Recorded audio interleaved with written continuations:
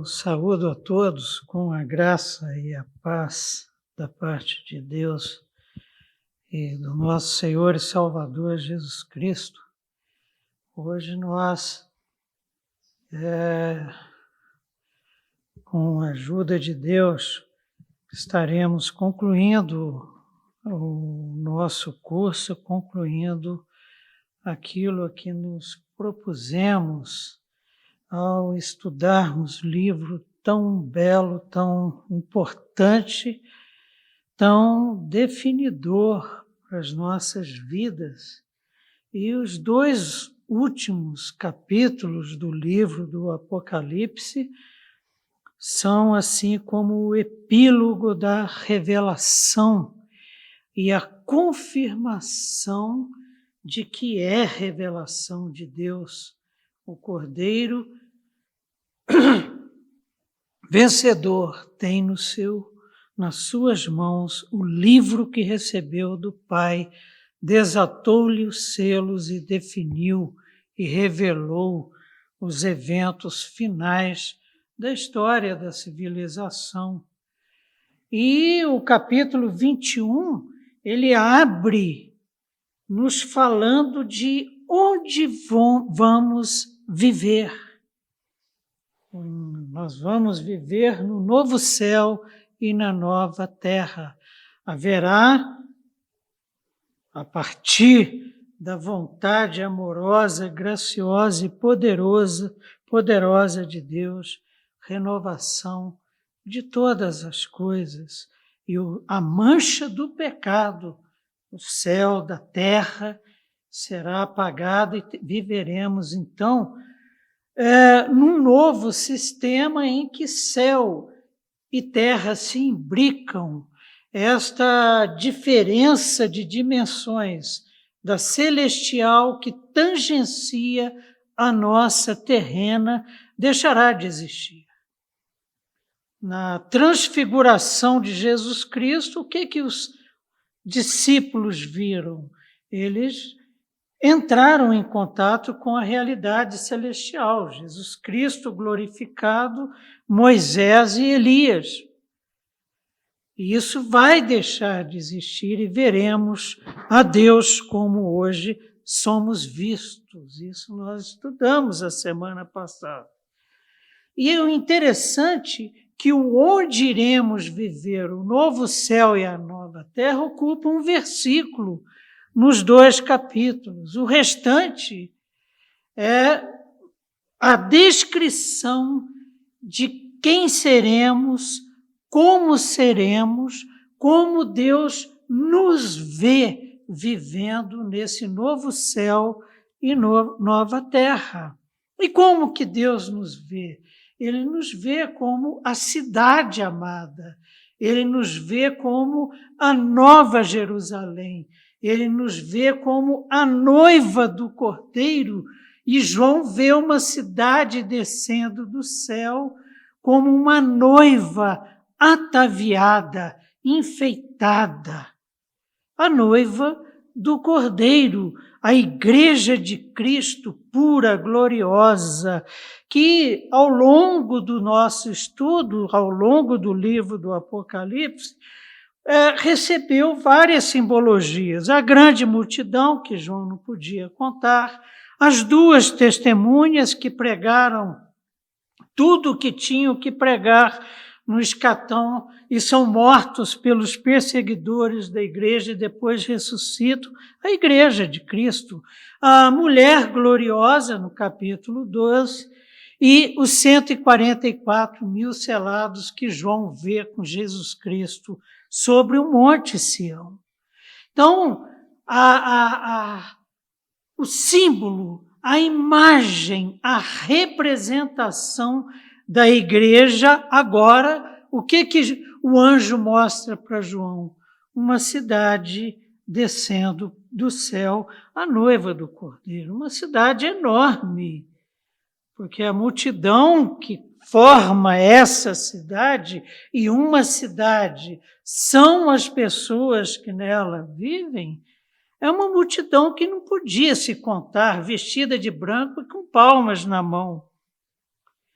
Ela mede 2.200 quilômetros de largura, de comprimento e de altura. É um cubo perfeito, como era o Santo dos Santos no tabernáculo lá no deserto e também no templo de Salomão. E essa cidade é descrita a partir da sua infraestrutura.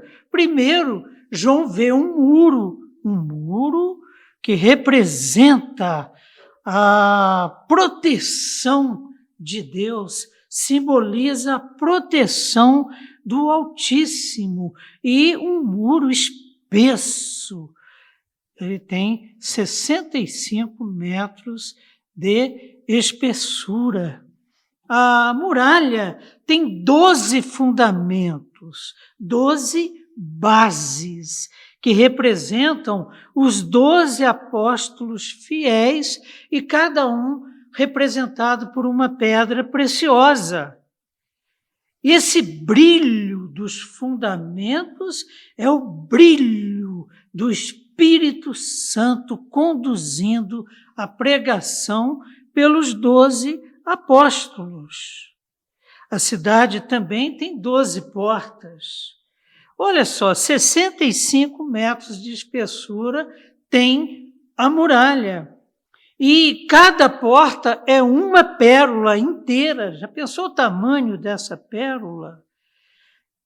Essas portas representam a preciosidade, simbolizado pelas pérolas, das possibilidades eternas, da entrada na comunhão perfeita, plena com Deus no novo céu e na nova terra.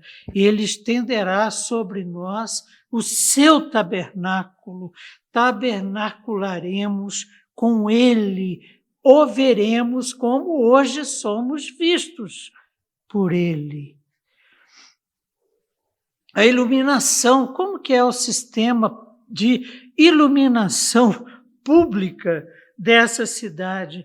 É uma cidade onde nós não precisaremos de candeeiro. Lá no novo céu e na nova terra, nós, como igreja, como povo de Deus apartado, não precisaremos de candeeiro. Por que não precisaremos de candeeiro? Porque a luz que emana do trono, onde estão assentados o Pai e o Filho glorificado, iluminará toda a terra. Então, quando adentrarmos pela porta, tem uma porta para cada canto, norte, sul, leste, oeste, e em cada porta, em cada uma das 12 portas, o nome de uma das tribos de Israel. O que essas portas, então, simbolizam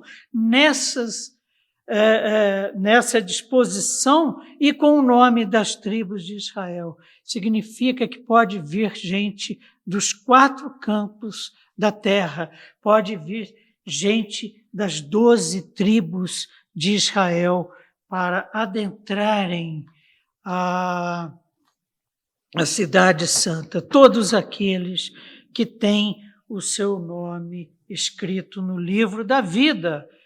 A cidade tem um trono, e do trono emana um rio, o rio da vida, a fonte de vida, glória, pureza, ceifa, juízo, vida eterna emanam do trono, Jesus Cristo, a fonte da água viva.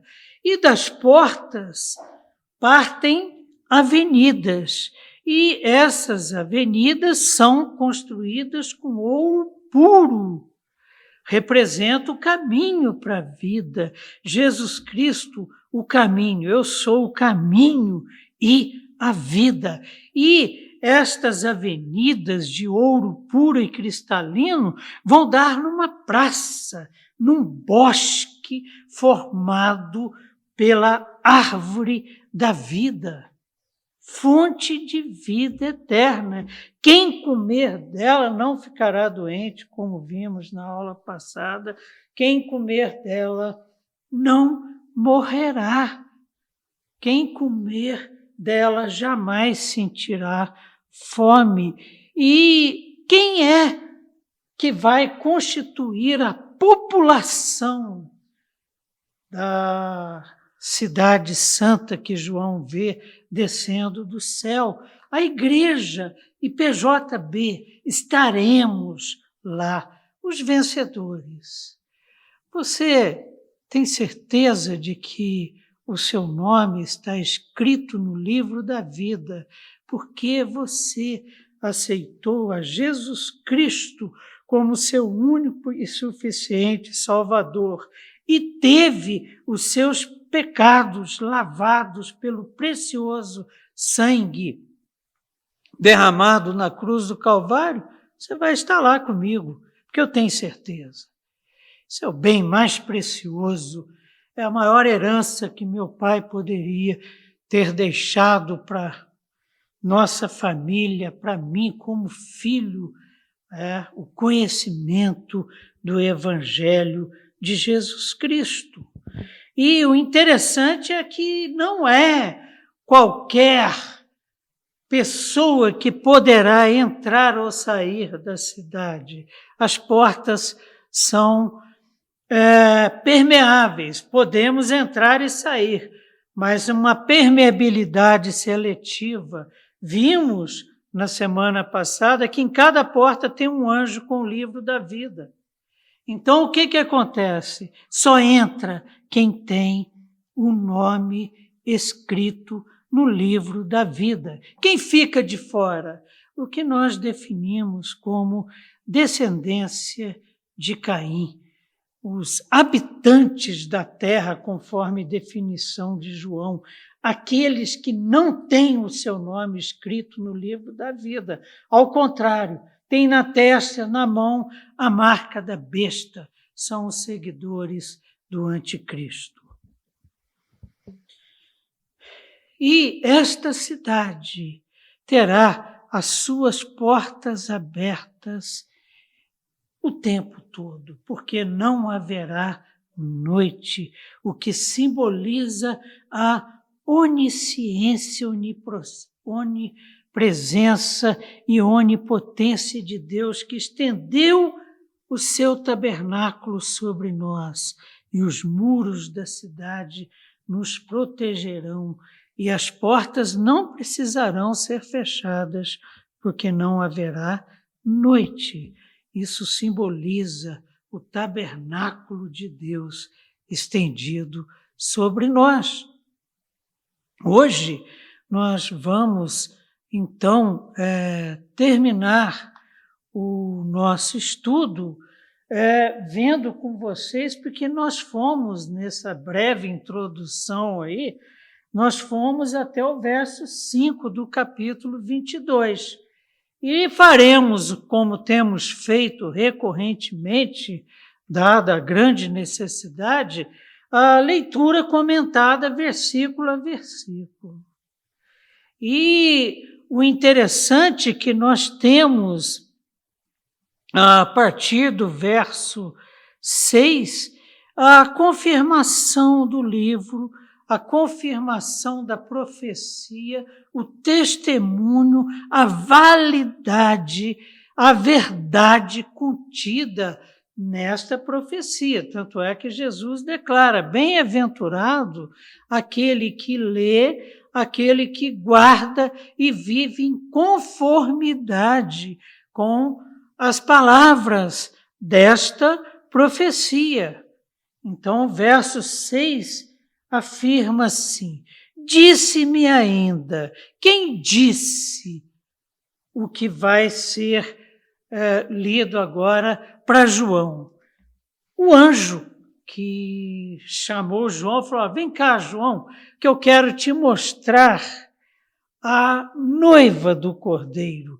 Eu quero te mostrar a nova Jerusalém que desce ataviada, enfeitada como esposa e vem da parte do nosso Deus. O mesmo anjo diz a João.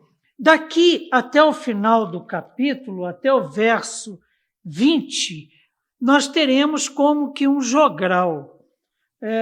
Os jograis agora estão raros, mas na minha época de mocidade na Igreja Presbiteriana Independente, lá de Taguatinga, na primeira, a gente, como mocidade, nós nas datas significativas sempre apresentávamos jograis, que é uma leitura. É como se fosse um coral que realiza uma leitura. Então, o texto é distribuído entre os diferentes integrantes desse coral, e aqui nós vamos ter como que um jogral apresentado pelo anjo, por João e pelo próprio Jesus Cristo. O sonho de todo pregador, pregar dentro de um contexto em que não se sabe direito quem é que está falando. Se é ele, aqui no caso do texto, se é o anjo, ou se é o próprio Cristo, ou se é o Espírito Santo de Deus. Então, o jogral inicia no verso 6 com o anjo falando: disse-me ainda, estas palavras que você ouviu são fiéis e verdadeiras, porque elas, primeiro, não são minhas. O Senhor, o Deus dos espíritos dos profetas, me enviou o seu anjo para mostrar aos seus servos, mostrar a nós as coisas que em breve devem acontecer. Coisas que João viu, coisas que João ouviu e registrou no Apocalipse. Aí, de repente, o anjo fala: eis que venho sem demora. Bom, eis quem é que vem? O próprio Cristo. Aqui, apesar de não estar explícito, se pensamos em termos de um jogral, quem é que está falando? Jesus Cristo, que está assentado lá no trono, verso 7. Eis que venho sem demora, bem-aventurado aquele que guarda as palavras da profecia desse livro. Então, Jesus Cristo está falando diretamente. Esta é a sexta bem-aventurança que trata da perseverança. Quem ouviu, quem guardou e quem vive, quem viveu o que Jesus Cristo chama de os vencedores que guardaram e guardam as palavras desta profecia. E esta perseverança é o tema transversal de todo o livro. É interessante a gente ver que Jesus Cristo está falando, ele já falou anteriormente, né? Lá em 16:15, por exemplo, ele fala: eis que venho como um ladrão. Bem-aventurado aquele que vigia e guarda as suas vestes. Mais uma das 7 bem-aventuranças, para que não ande nu e não se veja a sua vergonha. Por que Jesus Cristo nos revela, por intermédio de seu anjo e de João, o Apocalipse? Para que a gente saiba como proceder, como viver nesses tempos difíceis que nós estamos atravessando, o milênio, o período entre o primeiro e o segundo advento. E quem guardar as palavras dessa profecia, quem viver em conformidade com estas palavras, não será pego nu. Não será encontrado por Jesus Cristo com a vergonha exposta. E o que Jesus Cristo espera de nós nessa sua fala, no verso 7, é perseverança, conforme Paulo escreveu na sua segunda carta aos Tessalonicenses. Assim, pois, irmãos, permanecei firmes e guardai as tradições, o evangelho que vos foram ensinadas, que foi ensinado a vocês, seja por palavra, seja por epístola nossa. O que se espera de nós? Que conheçamos a palavra de Deus, que guardemos a palavra de Deus nos nossos corações e que vivamos em conformidade com ela. Então, continuando o nosso jogral, verso 8. Eu, João, então aqui fica bem claro quem é que vai falar. Sou quem ouviu e viu estas coisas. E quando as ouvi e vi, prostrei-me ante os pés do anjo que me mostrou essas coisas para adorá-lo. João está lembrando dessa cena, humildemente ele está lembrando. Olha, as coisas que eu vi e ouvi são tão gloriosas. E quem estava me mostrando era um anjo tão glorioso que a hora que eu vi eu estava prostrado aos pés dele. Então, ele me disse, então o anjo disse para João, vê, não faças isso, eu sou conservo teu, dos teus irmãos, os profetas e dos que guardam as palavras deste livro. Adora a Deus. E é um cuidado que nós devemos ter muito grande para não ficarmos atribuindo a anjos aquilo que só a Deus é devido. Ou ficar atribuindo a anjos caídos que se apresentam como luz atributos que não são deles, personalidade que não pertence a eles, caráter que não pertence a eles. E João se lembra disso. E ele continua dizendo o seguinte, disse-me ainda, quem disse? O anjo, debaixo da autoridade de quem? Do Cordeiro. Lembra daquela cadeia hierárquica que nós estudamos lá no início do livro? Disse-me ainda o anjo, não seles as palavras da profecia deste livro, porque o tempo está próximo.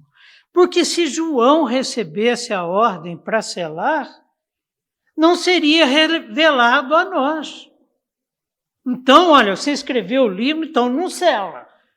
Por quê? Porque a igreja, a IPJB, lá no dia 11 de outubro de 2021, precisa saber do que é revelado nas palavras desta profecia e precisa viver em conformidade com estas palavras. Então, não celes. 11º verso. Continue o injusto fazendo injustiça. Continue o imundo ainda sendo imundo. O justo continue na prática da justiça e o santo continue a santificar-se. A gente tem que ter um certo cuidado aqui, porque senão, de repente, podemos pensar que Deus quer mais é que o injusto continue na injustiça e que o santo continue santificando-se. Na realidade, nós temos aqui uma advertência muito séria.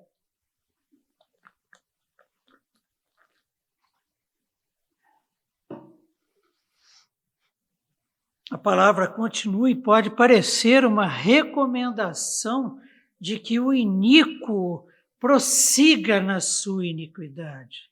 Todavia, não é muito por aí, não. Todos são instados a abandonar a iniquidade. Na abertura dos selos, no toque das trombetas, no derramar das taças, nós sempre ressaltamos o quê? A preocupação de Deus. Se o iníquo estava se arrependendo ou não. Infelizmente, na maioria das situações, tinha gente mordendo a língua de tanta dor, de tanto tormento que estava sofrendo, mas continuava blasfemando. Deus não se alegra com a morte do ímpio, está escrito. Mas apesar de todo apelo, exortação e julgamentos, o iníquo, de dura cerviz, se recusa a aceitar da água da vida. É o que o livro de Apocalipse mostra. É o que o livro de Apocalipse mostra.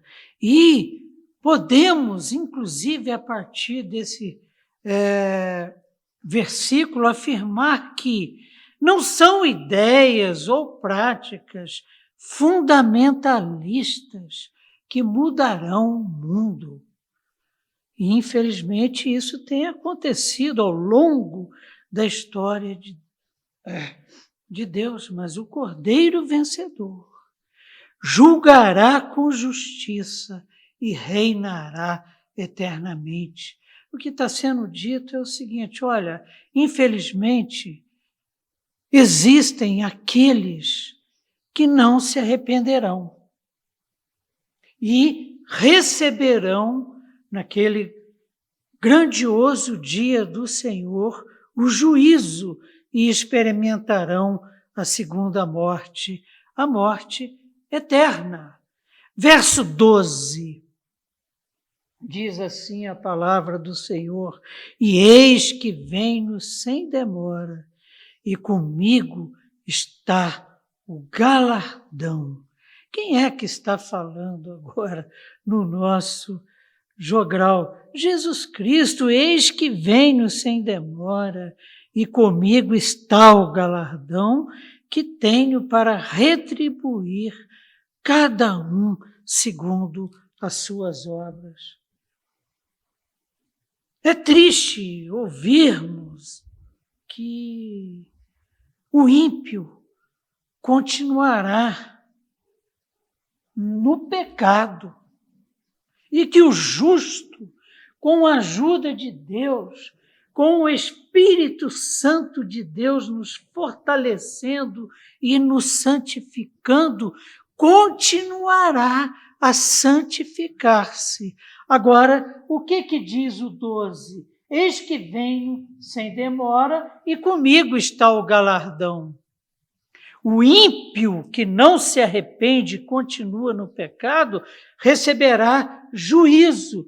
Nós receberemos o galardão.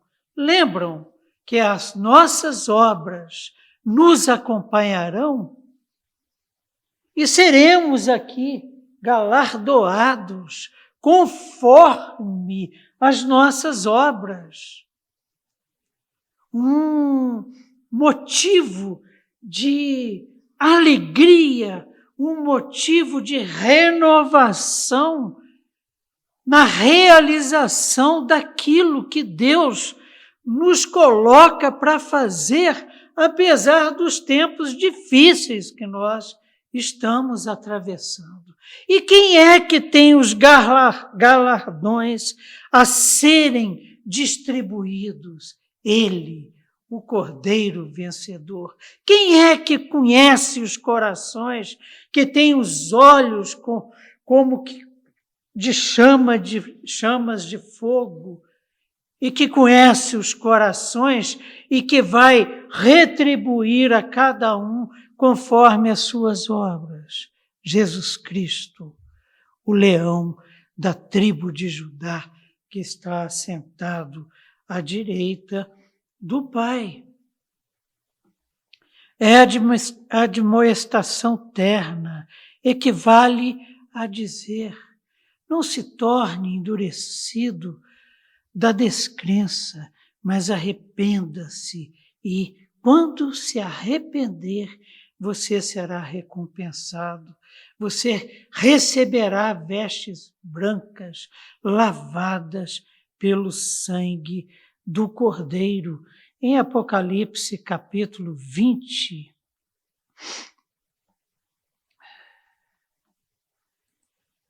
Apocalipse 20, versos 11 e 12.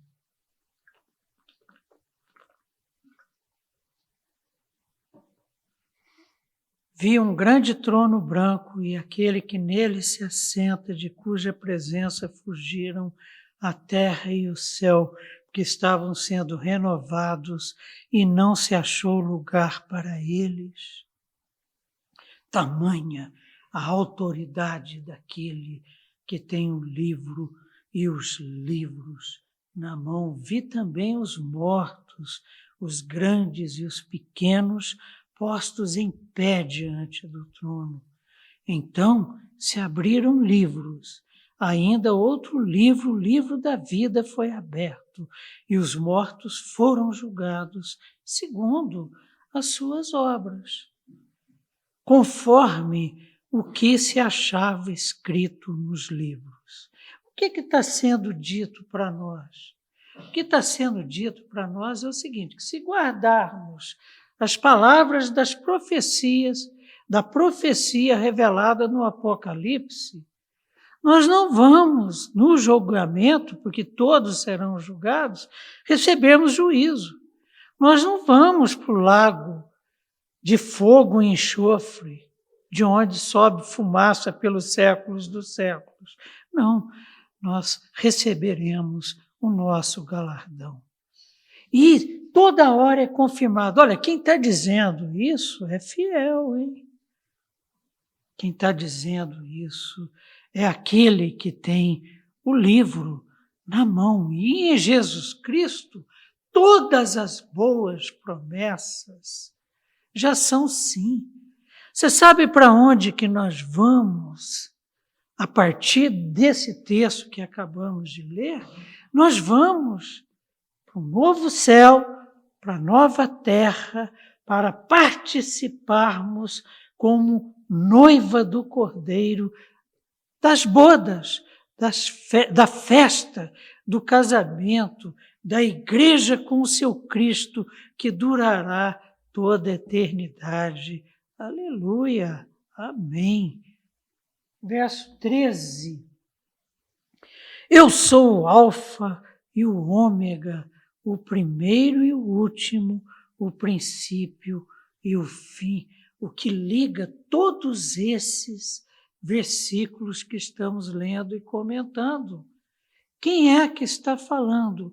Aquele que é o Alfa, aquele que pela sua palavra criou o céu, criou a terra, criou tudo o que neles há. Ele é o princípio. Ele criou pela sua palavra, haja e ouve, e sustenta pela sua palavra. E toda essa criação fugirá dele para restauração. Mas ele é também o Ômega, é ele que vai julgar, é ele que vai declarar juízo para quem estiver à sua esquerda no trono e dará galardão aos seus, a sua noiva, a noiva do Cordeiro que estará à sua direita. Eu sou o Alfa, o Ômega, o primeiro e o último, o princípio e o fim. Aleluia! Esse é o nosso Cristo que recebeu do Pai toda a glória, toda a honra e toda a autoridade para julgar. Verso 14, mais uma bem-aventurança. Bem-aventurados aqueles que lavam as suas vestiduras no sangue do Cordeiro, para que lhes assista o direito à árvore da vida e entrem na cidade pelas portas, por uma das 12 portas que tem em cima de cada uma o nome de uma das tribos de Israel. E estas portas estão voltadas para os 4 cantos da terra, o que simboliza que estarão entrando por elas filhos de Deus, que têm o seu nome escrito no livro da vida, que vem de todo o povo, língua, raça e nação.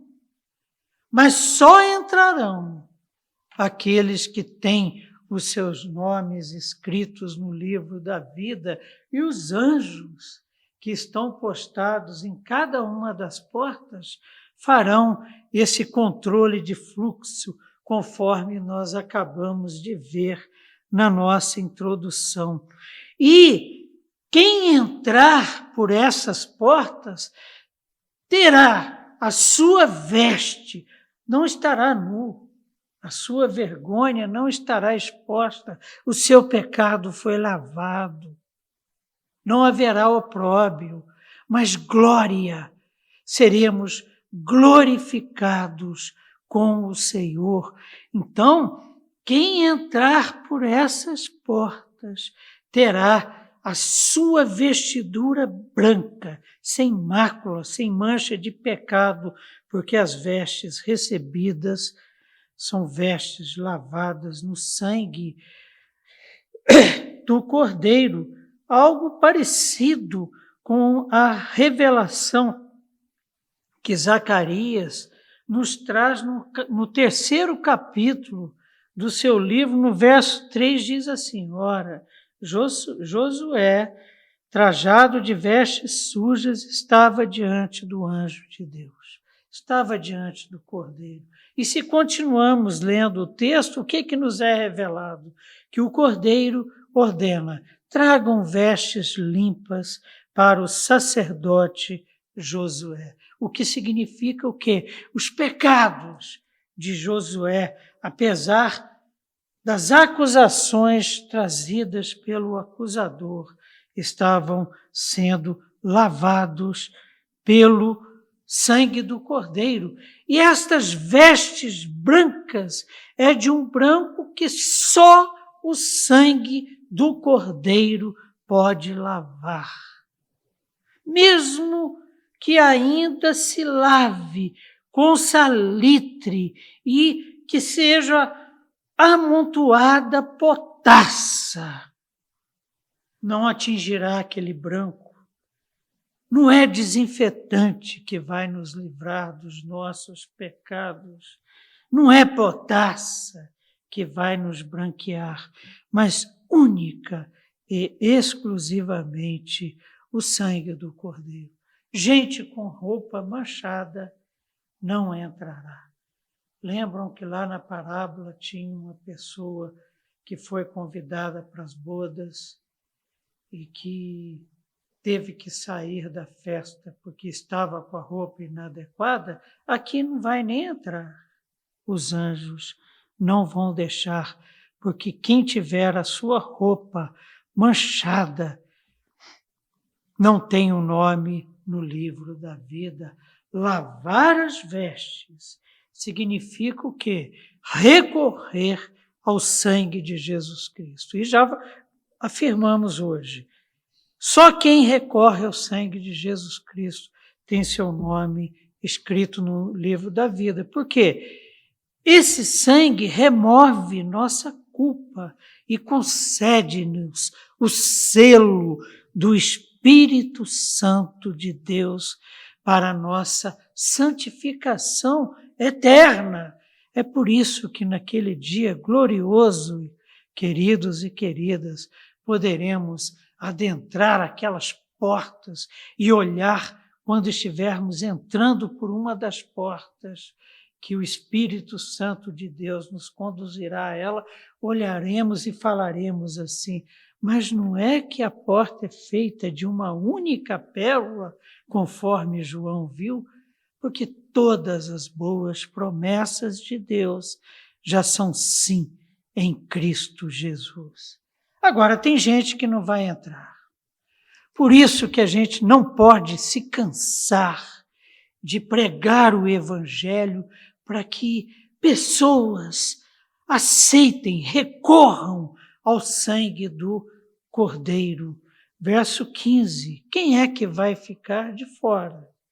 Os cães, os feiticeiros, os impuros, os assassinos, os idólatras e todo aquele que ama e pratica a mentira. Cães aqui tratando simbolicamente do caráter de determinadas pessoas que até se desumanizam, se tornam tão insensíveis e tão descaracterizadas que são cães que não adentrarão. Fora, quem é que vai ficar? Os que mantêm as características da grande meretriz. A Babilônia, que tem uma prostituta que João viu sobre um lago e que tem na taça, que tem na mão uma taça transbordante do vinho da sua prostituição, a mãe de todas as meretrizes, a mãe da corrupção do coração humano. Quem é que vai ficar de fora? Aqueles que se embriagaram, continuam se embriagando e se deliciam nas suas ofertas. A grande cidade Babilônia, que representa esse mundo e que já está no lago de fogo, junto com Satanás, o falso profeta e o anticristo e todos os demais seguidores da besta. Meu Deus, em Apocalipse 17, verso 2, nós lemos aqui com os irmãos e irmãs a grande meretriz com que se prostituíram os reis da terra, os poderosos, aqueles que conduzem grandes massas de perdidos, e com o vinho de sua devassidão foi que se embebedaram os que habitam na terra. Esses bêbados, chafurnados no pecado, lameados com as suas vestiduras e a sua vergonha exposta, cheia de lama do pecado, não entrarão, conforme o verso 15. 16. Eu, Jesus, no nosso jogral, Jesus Cristo, falando diretamente aos nossos corações. João e o anjo ouvindo e dando glórias. E João agora, depois da lição que o anjo deu, prostrado aos pés do vencedor, do Cordeiro de Deus que tira o pecado do mundo, diante do trono, onde estão assentados o Pai e à sua direita o Filho que tem o livro dessas profecias na mão. Eu, Jesus, enviei o meu anjo para vos testificar estas coisas às igrejas. E ele continua: eu sou a raiz e a geração de Davi. Eu criei Davi, eu sustentei Davi e sou descendente dele. Sou descendente da tribo de Judá, eu sou o leão da tribo de Judá, eu sou geração de Davi. E Jesus também se autodenomina a brilhante estrela gloriosa da manhã, de uma nova era em que viveremos com Ele, a verdadeira nova era em que viveremos com Ele nos novos céus e na nova terra. Viveremos com Ele como a cidade amada, como a nova Jerusalém, como a noiva ataviada que desceu do céu no novo céu e na nova terra, vindos da parte de Deus. O próprio Cristo atesta o caráter genuíno do livro e sua origem divina. Ele é o autor desse livro e é exaltado, sendo ao mesmo tempo raiz e descendência de Davi. Em Mateus 22, 42, Jesus pergunta: que pensais vós do Cristo? De quem é filho? Responderam-lhe eles: de Davi. Então replicou-lhes Jesus: como, pois, Davi, pelo Espírito, chama-lhe Senhor, dizendo: disse o Senhor ao meu Senhor: assenta-te à minha direita, até que eu ponha os teus inimigos debaixo dos pés. Se Davi, pois, lhe chama Senhor, como é que ele é seu filho? Vocês não perceberam ainda, está dizendo Jesus, que ele é o Filho unigênito do Pai que está no céu?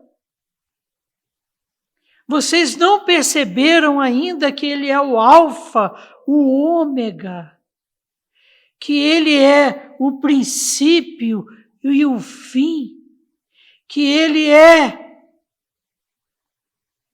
a maravilhosa estrela da manhã?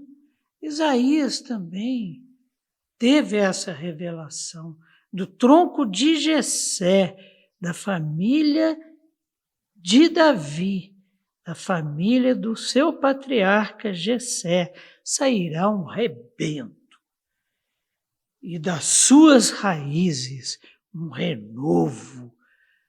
Jesus Cristo, o leão da tribo de Judá, o cordeiro vencedor, raiz e descendência de Davi. E ele é a estrela brilhante conforme Números. Vê-lo-ei, mas não agora. Contemplá-lo-ei, mas não de perto, está escrito em Números 24, 17. Uma estrela procederá de Jacó, de Israel subirá um cetro que ferirá as têmporas de Moabe e destruirá os filhos de Sete. Moabe e os filhos de Sete representando os inimigos de Deus. Moabe, descendência de Ló, e Sete, representando o Egito. O Egito é descendência de Sete. Então, nós temos o nosso Salvador divino, humano, glorioso e exaltado Senhor e autor do Apocalipse, a brilhante estrela da manhã, um grande símbolo de sua realeza que vai reinar pelos séculos dos séculos, que reinará toda a eternidade, tendo estendido sobre nós o seu tabernáculo. Aleluia! Esse é o nosso Deus. 17. Aí João, meio que em êxtase, escreve: o Espírito e a noiva dizem: vem. Aquele que ouve, diga: vem. Maranata, vem Jesus. Aquele que tem sede, venha. E quem quiser, receba de graça a água da vida. E o próprio Cristo afirmou para a mulher samaritana: quem tiver sede, vem e bebe, e jamais sentirá sede ao beber da água que eu tenho a lhe dar. Aí chegamos, queridos, a esse êxtase de João. Vem! Significa não só a volta de Cristo, mas cumpra-se o plano da história da sua vinda, que é simbolizado pelos candeeiros, pelos selos, pelas trombetas, pelas taças. E esse vem inclui também os conflitos com o dragão e os seus aliados, o julgamento final e as bodas do Cordeiro. Quem entrar em contato com a profecia, como nós temos entrado, temos bebido, temos sorvido, temos comido da verdadeira bebida e comida. Quem, juntos, como igreja e PJB, tem recebido essa preciosa revelação, somos exortados a adicionarmos a voz do êxtase de João e clamar: vem, Senhor Jesus, Maranata, ó vem, Senhor Jesus. Aquele que tem sede, venha e beberá de graça, gloriosa graça soberana, manifesta em Jesus Cristo na cruz do Calvário, onde foi declarada a sua grande vitória. É o amor de Deus, tocante, terno, restaurador, carregado de esperança, que nos levanta quando estamos abatidos e nos sustenta de pé ao atravessarmos os vales da morte, nesse mundo perdido nas trevas do pecado. Verso 18. Eu, a todo aquele que ouve as palavras da profecia deste livro, testifico, diz João.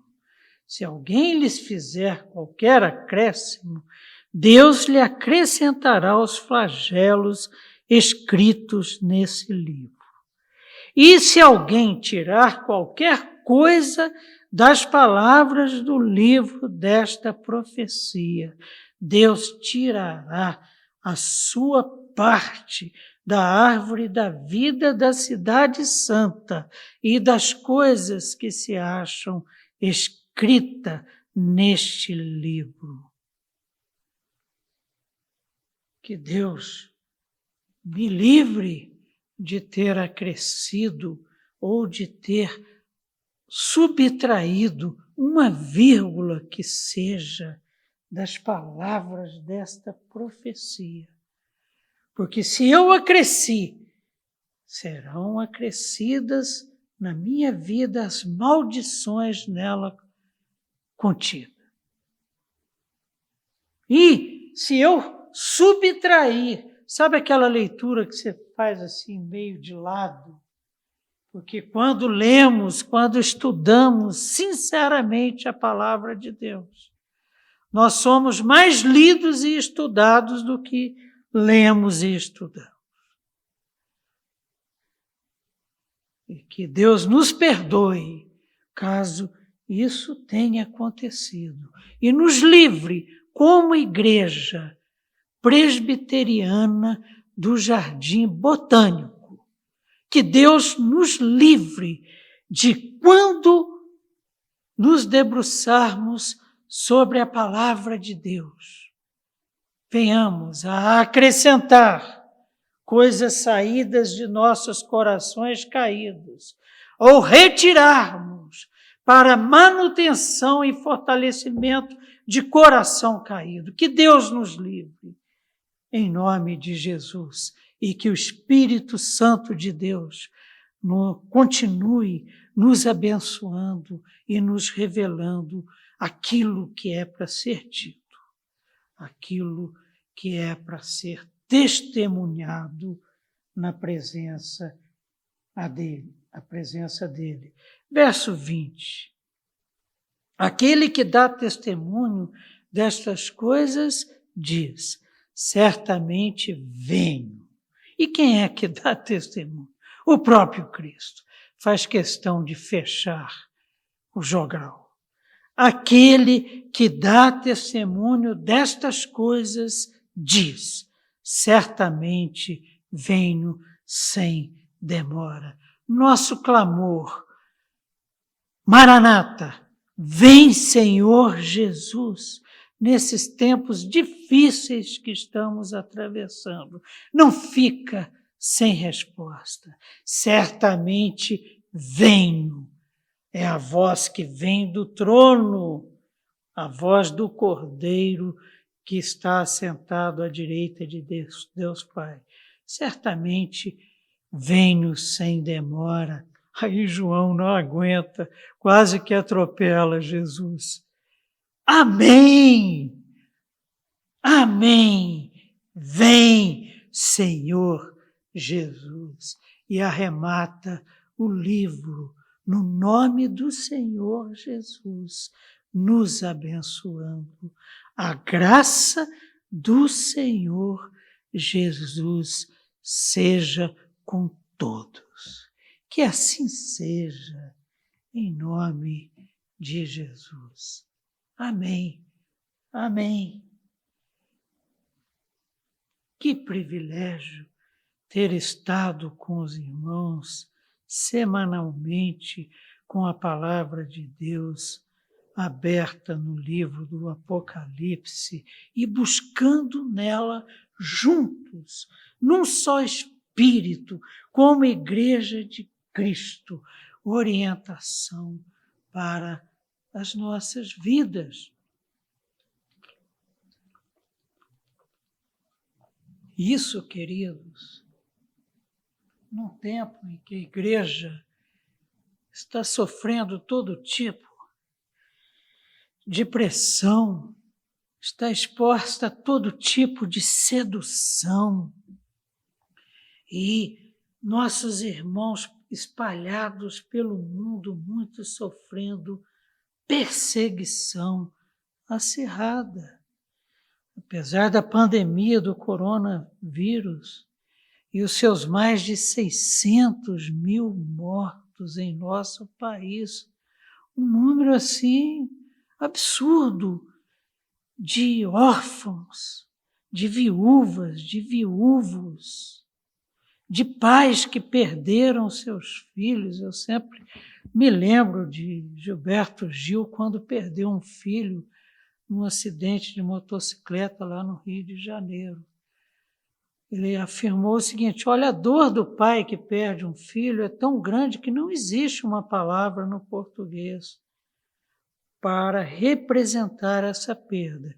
Existe o órfão, a órfã, que perdeu pai ou mãe, mas não existe uma palavra para o pai que perdeu um filho ou uma filha.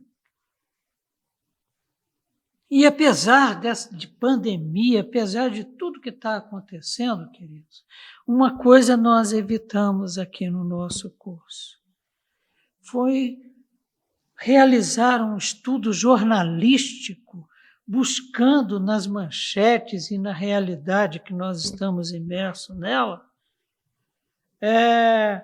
fatos e declarações que venham a comprovar as palavras desta profecia. Não, a nossa preocupação foi já falamos isso há umas 3 aulas passadas, foi de saber o seguinte: o que Deus espera de nós como noiva do Cordeiro, como cidade santa, plantada aqui nesse lugar, como igreja presbiteriana do Jardim Botânico? O que Ele espera de nós? E nós pedimos isso, Senhor.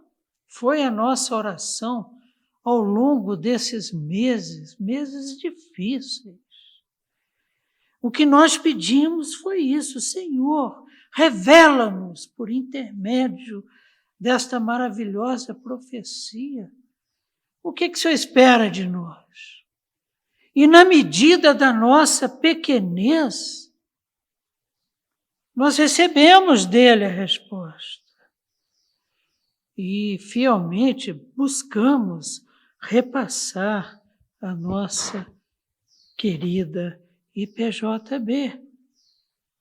E a resposta dele nos ensinou a cada estudo, a cada semana, como ser igreja nestes tempos e neste mundo perdido nas trevas da ambição gananciosa, da arrogância, da mentira, da corrupção, da violência, do egoísmo e da competição extremados. Como ser igreja nesse mundo que jaz no maligno? Como ser a noiva do Cordeiro e receber dele as suas promessas em tempos difíceis, como os que estamos vivendo? Dias de desprezo à palavra de Deus, de manipulação da palavra de Deus e falta absoluta de amor a Ele e ao próximo. E sabe qual a resposta de Deus? É tempo de sermos como as 2 testemunhas que estudamos lá no capítulo 14 do Apocalipse, que pregaram o Evangelho, que ensinaram a palavra de Deus, que foram fiéis a Jesus Cristo, mesmo diante do risco da morte e da perseguição. E o que o Apocalipse nos ensinou é que Deus é fiel. Ele não vai nos poupar como não tem nos poupado no meio de tamanha provação que temos atravessado. Ele não vai nos livrar dela, como não tem livrado, mas tem nos sustentado, tem sido fiel. A nossa igreja, por exemplo, tem cumprido os seus compromissos. A nossa igreja tem sido fiel na manutenção do alimento para famílias que não têm o que comer, de missionários que, por conta da pandemia, estão aí espalhados pelo planeta e que participamos de seu sustento e que temos ido além por conta das flutuações do dólar e da inflação que chegou de forma avassaladora no nosso país. Deus tem sido fiel. Deus tem nos revelado a sua vontade e tem nos sustentado, dado a nós tudo o que precisamos para o cumprimento dessa vontade que é boa, que é agradável. Deus tem nos ensinado o que fazer e como fazer. Agradecemos muito por isso a Ele. Somos eternamente gratos a Ele por ter confiado a nós, igreja, tesouro tão precioso. Nos ensinado a realidade, porque a realidade é Cristo. Por ter nos ensinado a verdade, porque a verdade é Jesus Cristo. Obrigado, Senhor, pelo que nos foi revelado a nós pequeninos. E te suplicamos, Pai, e vamos continuar suplicando, perdão pelas nossas falhas, pelos nossos pecados, e suplicamos que o teu Santo Espírito continue a nos ajudar, continue nos ajudando a viver conformes à tua vontade. Isso te pedimos, Senhor, como igreja, como IPJB que somos, pequeno rebanho, mas abençoado. Fico pensando em Balaão, quando observou o acampamento de Israel, ele ficou atemorizado no que viu, falou, olha, aquilo ali é povo apartado. Quando os nossos inimigos também nos observam, eles veem um rebanho pequeno, muitas vezes frágil, mas perseverante, resiliente, seguros nas tuas mãos.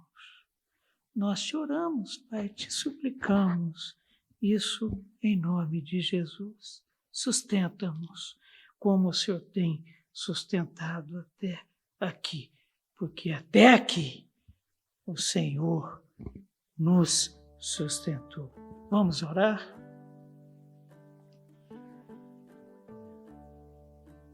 Senhor, nosso Deus e Pai, essa manhã de primavera, manhã de 11 de outubro de 2021,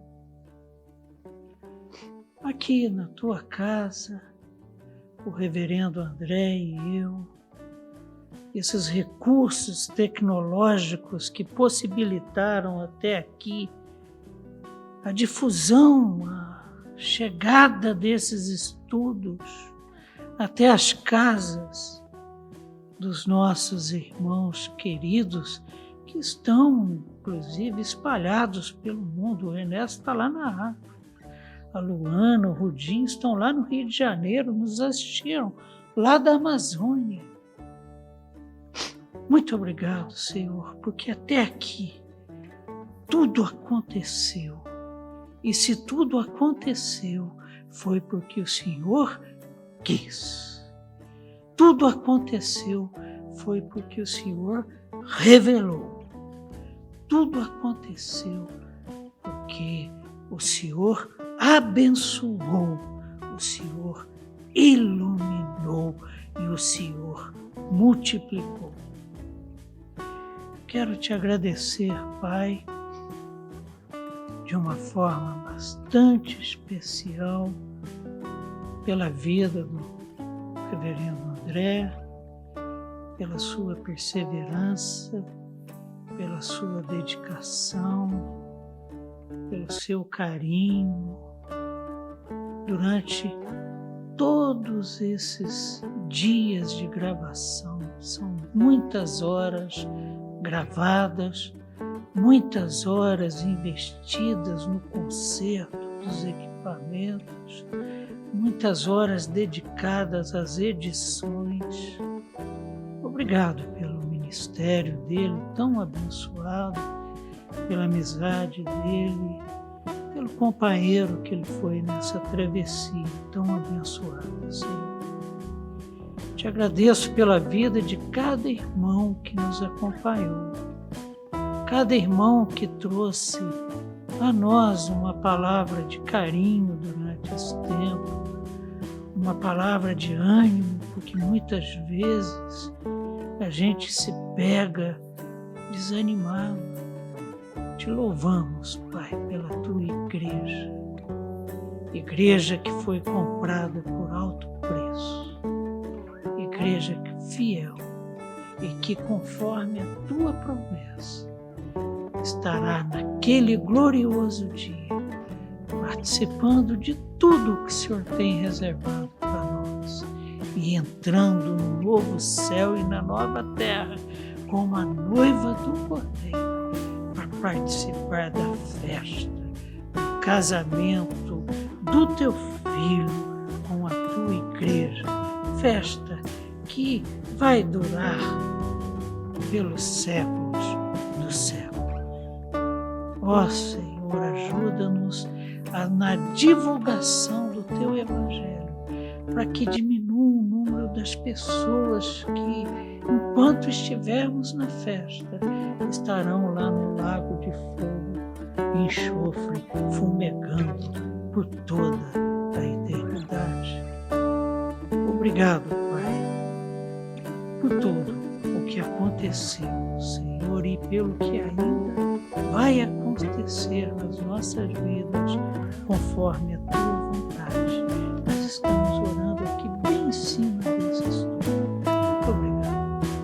Te louvamos, te agradecemos, te glorificamos no nome doce do Cordeiro vencedor, do leão da tribo de Judá. Amém. Amém. É isso aí, meus irmãos. Acabou. Graças a Deus. Acabou, e acabou de uma forma tão abençoada, tão serena, tão tranquila. E nós estamos aí nos planejando. Deus tem falado muito ao nosso coração para trabalharmos no sermão do monte. Porque em várias circunstâncias temos nos apresentado como filhos de Deus. Então, o que Deus colocou no nosso coração o que é viver conforme o Filho de Deus? Como se vive dignamente